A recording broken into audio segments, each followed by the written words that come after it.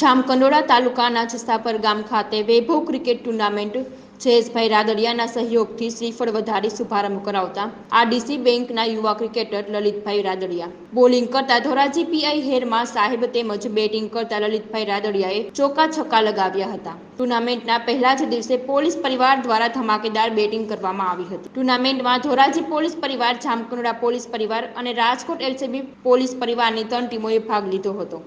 ધારાસભ્ય જયેશભાઈ રાદડિયા દ્વારા છેલ્લા 5 વર્ષથી ટુર્નામેન્ટનું સુંદર આયોજન કરવામાં આવી રહ્યું છે।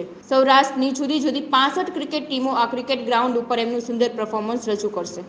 વૈભવ કપ 2024 સિઝન 6 અહીંયા જસાપરના ગ્રાઉન્ડમાં ખૂબ સરસ રીતના આયોજન કરવામાં આવે છે। આયોજકોમાં અશ્વિનસિંહ, અરવિંદભાઈ, અમિતભાઈ વગેરે એમનો સ્ટાફ ખૂબ સરસ રીતના સારી એવી જહેમત ઉઠાવી અને 1 મહિના સુધી સતત સાંજના 8થી રાતના લગભગ 2 વાગ્યા સુધી 3 કે 4 મેચ રમાડે છે શાંતિપૂર્ણ રીતે।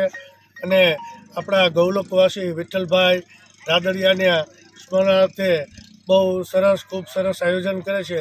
એ બદલ આયોજકો તેમજ સમગ્ર પ્રજાજનોનો હું ખૂબ આભાર માનું છું।